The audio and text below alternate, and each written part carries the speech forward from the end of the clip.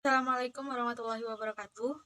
Sebelumnya perkenalkan, nama saya Anki Dwi Julian Arafku, NIM 2110541016 dari kelas E2.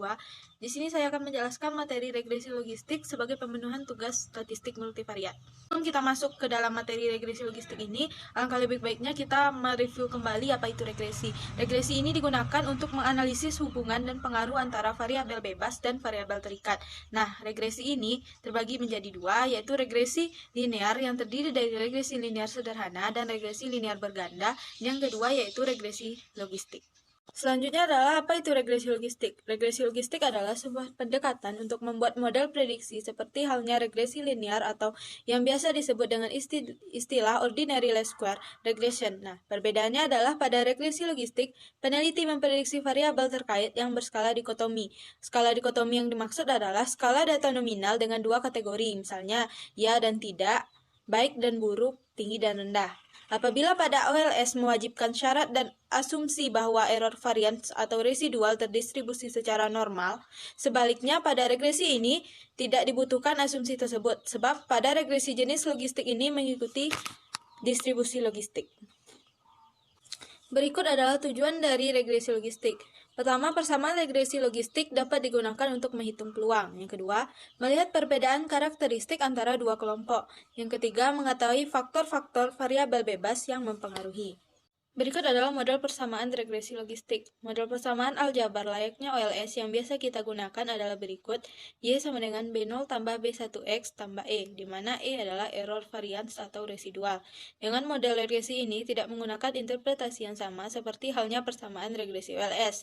Model persamaan yang terbentuk berbeda dengan persamaan OLS. Ln dalam kurung P aksen kurang 1 kurang P aksen sama dengan B0 tambah B1X. Ln yaitu logaritma natural, di mana B0 tambah B1X merupakan persamaan yang biasa dikenal dalam OLS, sedangkan P aksen adalah probabilitas logistik yang didapat rumus sebagai berikut. P aksen sama dengan EXP dalam kurung B0 tambah B1X per 1 tambah EXP dalam kurung B0 tambah B1X sama dengan E pangkat B0 tambah B1X per 1 tambah E pangkat B0 tambah B1X. EXP atau ditulis E adalah fungsi eksponen. Perlu diingat bahwa eksponen merupakan kebalikan dari logaritma natural, sedangkan logaritma natural adalah bentuk logaritma namun dengan nilai konstanta 2,71828184594 atau biasa dibulatkan menjadi 2,72. Dengan model persamaan di atas tentunya akan sangat sulit untuk menginterpretasikan koefisien regresinya. Oleh karena itu, maka diperkenalkanlah istilah odds ratio atau yang biasa disingkat dengan EXPB atau OR. Oleh karena itu, maka diperkenalkanlah istilah odds ratio atau EXPB atau OR. EXPB merupakan eksponen dari koefisien regresi, jadi misalnya nilai slope dari regresi adalah sebesar 0,80, maka EXPB dapat diperkirakan sebagai berikut. 2,72 pangkat 0,8 sama dengan 2,23. Nilai odds ratio, besarnya nilai EXPB dapat diartikan sebagai berikut. Misalnya, nilai EXPB pengaruh rokok terhadap kanker paru adalah sebesar 2,23, maka disimpulkan bahwa orang yang merokok lebih berisiko untuk mengalami kanker paru dibandingkan dengan orang yang tidak merokok. Interpretasi ini diartikan apabila pengkodean kategori pada tiap variabel sebagai berikut. Variabel bebas adalah rokok, kode 0 untuk tidak merokok, kode 1 untuk merokok. Variabel terikat adalah kanker paru, kode 0 untuk tidak mengalami kanker paru, dan kode 1 untuk mengalami kanker paru. Selanjutnya pseudo R-square. Perbedaan lainnya yaitu pada regresi ini tidak ada nilai R-square untuk mengukur besarnya pengaruh simultan beberapa variabel bebas terhadap variabel terikat. Dalam regresi logistik dikenal istilah pseudo R-square, yaitu nilai R-square semu yang maksudnya sama atau identik dengan R-square pada OLS.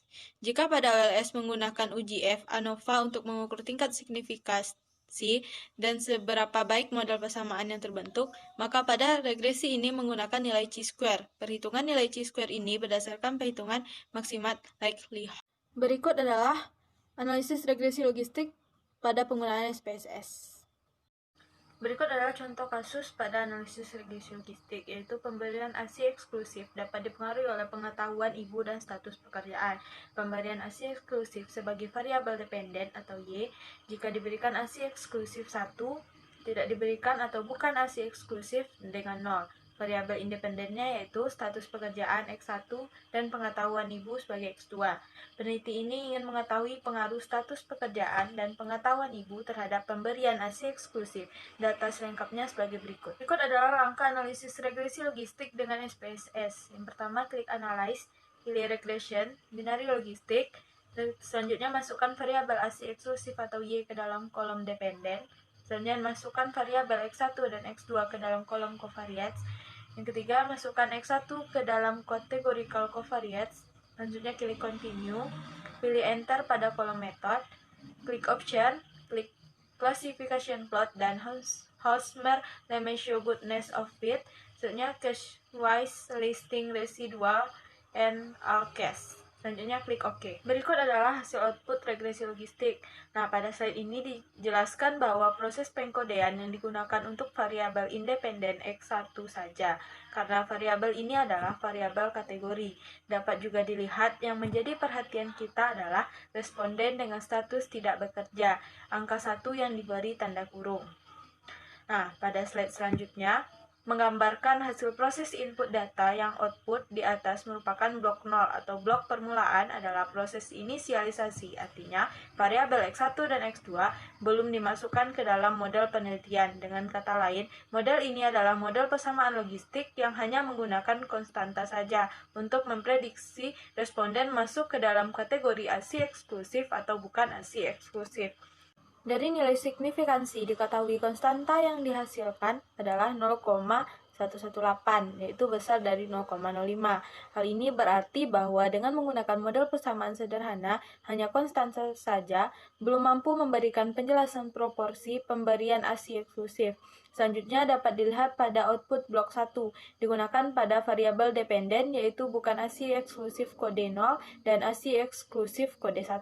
Selanjutnya pada slide ini, dapat dilihat bahwa model dalam memasukkan dua variabel independen ternyata telah terjadi perubahan dalam penaksiran parameter sebesar 31,772 jika dilihat nilai R² sebesar 0,411 atau 41,1% dan 0,56 atau 56% Lagerkerke. Dengan demikian dapat ditafsirkan bahwa dengan dua variabel yaitu X1 dan X2 maka proporsi pemberian ASI eksklusif yang dapat dijelaskan sebesar 56%. Tetapi perlu diingat bahwa interpretasi ini hanya nilai pendekatan saja seperti dalam koefisien determinasi atau regresi linear basah. Selanjutnya, tabel di samping merupakan uji chi-square dari Hosmer and Lemaitre test. Namun dalam penerapannya telah dilakukan modifikasi. Hipotesisnya adalah H0 sama dengan model telah cukup menjelaskan data dan H1 model tidak cukup menjelaskan data. Kriteria uji yaitu jika nilai p-value signifikansi besar dari 0,05 maka terima HO. Hasilnya yaitu hasil uji chi-square yang dihasilkan memiliki nilai P signifikansi sebesar 0,09 yaitu besar dari 0,05 maka terima H0. Jadi kesimpulannya bahwa model telah cukup menjelaskan data. Dari tabel di samping merupakan tabel utama dari analisis data dengan menggunakan regresi logistik. Nilai p-value signifikansi variabel status pekerjaan sebesar 0,034 yaitu kecil dari 0,05, maka tolak H0. Dapat disimpulkan bahwa terdapat pengaruh yang signifikan status pekerjaan terhadap pemberian ASI eksklusif dengan nilai koefisien pengaruh sebesar 2090. Nilai p-value signifikansi variabel pengetahuan sebesar 0,038 yaitu kecil dari 0,05, maka tolak H0 yang membuktikan bahwa terdapat pengaruh yang signifikan pengetahuan ibu terhadap pemberian ASI eksklusif dengan nilai koefisien pengaruh sebesar 0,893. Model persamaan regresi logistik yaitu Y sama dengan minus 3167 ditambah 2090 X1 tambah 0,893 X2. Selanjutnya adalah interpretasi analisis regresi logistik. Hasil persamaan regresi logistik di atas tidak bisa langsung diinterpretasikan dari nilai koefisiennya seperti regresi linear biasa. Interpretasi dapat dilakukan dengan melihat nilai dari EXPB atau nilai eksponen dari koefisien persamaan regresi yang terbentuk. Dari EXPB1 dapat dilihat bahwa status tidak bekerja mempunyai kesempatan memberikan ASI eksklusif 8088 kali lebih dibandingkan dengan responden yang berstatus bekerja. Kedua, nilai EXPB2 sebesar 2443 artinya bahwa peningkatan pengetahuan sebesar 1 akan ada perubahan sebesar 2443 pada pemberian ASI eksklusif. Dengan demikian bahwa jika ada peningkatan pengetahuan ibu dari rendah ke tinggi akan meningkatkan probabilitas memberikan ASI eksklusif sebesar 2400. Baiklah, sekian penyampaian materi analisis regresi logistik dari saya. Jika ada kesalahan saya mohon maaf. Saya Kiri. Assalamualaikum warahmatullahi wabarakatuh.